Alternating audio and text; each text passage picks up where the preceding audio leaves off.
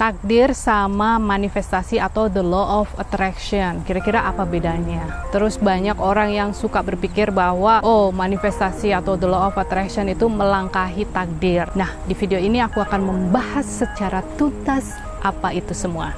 Halo semuanya, nama aku Desi dan selamat datang di Kunci Hidup, di mana biasanya aku akan ngomongin seputar spirituality dan juga the law of attraction. Nah, kali ini dua-duanya ya kena ya. Takdir itu adalah bahwa segalanya sudah diatur, sudah direncanakan secara sempurna oleh the divine atau ilahi atau yang maha kuasa, kekuatan yang jauh lebih besar dari kita. Sedangkan manifestasi adalah kita bertanggung jawab terhadap diri kita sendiri untuk bisa menciptakan kehidupan atau masa depan yang kita inginkan, atau istilahnya kita yang langsung turun tangan. Jadi kita nggak pasif ya, atau lebih aktif. Nah, orang kadang suka bingung, nah terus itu gimana dong? Itu berarti mendahului takdir ya? No, both are correct. Jadi dua-duanya itu benar dan berjalan berdampingan. Nah, mungkin teman-teman masih bingung dalam hal ini. Satu hal yang harus diingat, sebelum kita turun ke bumi untuk menjalani kehidupan sebagai manusia gitu ya, kita itu kan yang merencanakan, kita bagian dari hal tersebut. Jadi apa yang aku sampaikan ini aku baca di bukunya Soul Journey dan juga Soul Destination. Nah, kebetulan aku juga pernah mengalami hal tersebut atau mati suri ya. Jadi aku sedikit banyak tahu latar belakang apa yang aku omongin, dan buku itu yang aku pelajari itu memang benar adanya.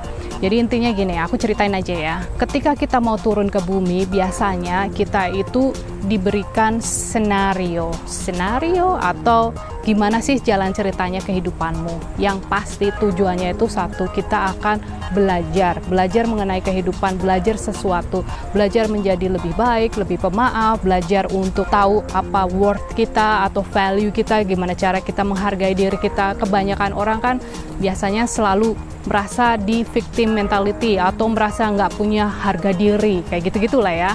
Nah, macam-macam jenis pelajarannya itu macam-macam. Setiap orang bisa memilih bebas suka-suka dia. Aku nggak bilang setiap orang, setiap soul atau spirit kita. Nah, ketika kita menciptakan, essence kita atau unsur kita itu adalah unsur yang sama dengan ilahi. Jadi kita masih belum berbentuk ya, belum berwujud kan.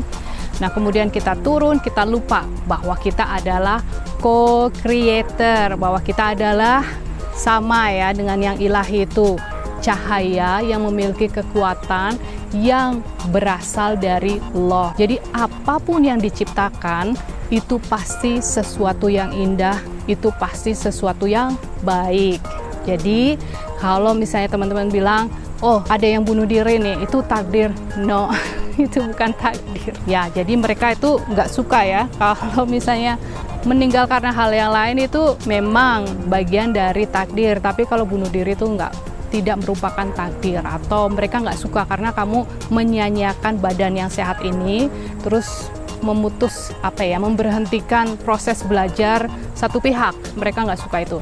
Anyway, mereka itu siapa? Divine Creator ya, atau ilahi. Nah, terus kalau kita berada di dunia jadi manusia nih, kita sadar lagi nih, oh iya aku kan kreator. Makanya teman-teman nonton video-videoku itu berarti teman-teman udah mulai merasa sadar bahwa kita bukan hanya manusia, kita lebih dari itu. Kita itu terdiri dari dua hal ya kan, aku sering ngomong itu, alias makhluk berwujud physical dan makhluk tak berwujud non-physical being. Nah, makhluk yang tak berwujud ini apa? Ya sama kayak ilahi, cahaya, soul, roh, sukma, dan lain-lain. Terserah istilahnya beda-beda setiap orang, setiap kepercayaan.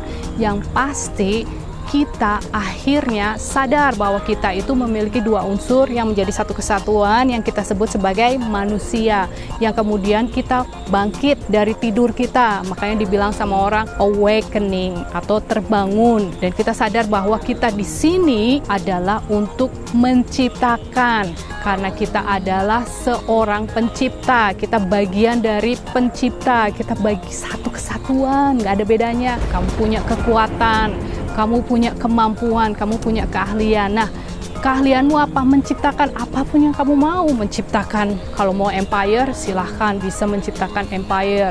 Kalau kita mau hidup yang enak, berlimpahan, kita bisa. Kalau memang kamu ingin pekerjaan yang bagus, kita bisa. Kita punya kemampuan itu. Nah, apakah itu mendahului takdir? No, it's nothing to do. Karena takdirmu itu hidup yang berlimpahan. Takdirmu itu untuk menjadi sukses, bahagia, sehat, dan lain-lain. Kalau misalnya teman-teman bilang gini, oh saat ini aku sakit nih, masa berarti salah dong itu penjelasannya. Aku sakit nih, nggak bisa jalan atau apalah sakitnya ya, terserah ya. Nah, itu bagian dari pelajaran. Gimana caranya kita mengatasi penyakit itu? Gimana caranya kita bisa menciptakan sesuatu dari hal tersebut? Jadi ada cerita nih, waktu itu seorang petani ya di Amerika, dia itu punya binatang yang sangat banyak, tapi kemudian dia mengalami kecelakaan, terus dia nggak bisa jalan kalau nggak salah, cacat kayak gitu. Nah, terus dia mikir, aduh gimana nih caranya aku untuk melakukan aktivitas pertaniannya, jadi binatangnya siapa yang urus. Akhirnya dia potong itu binatangnya, dan dari sana akhirnya dia menciptakan sebuah sistem yang namanya sosis ya, bikin sosis dari usus dari binatang itu, dagingnya dimasukin, karena dia pikir daripada mubazir, bebasi semuanya, aku nggak bisa urus. Nah,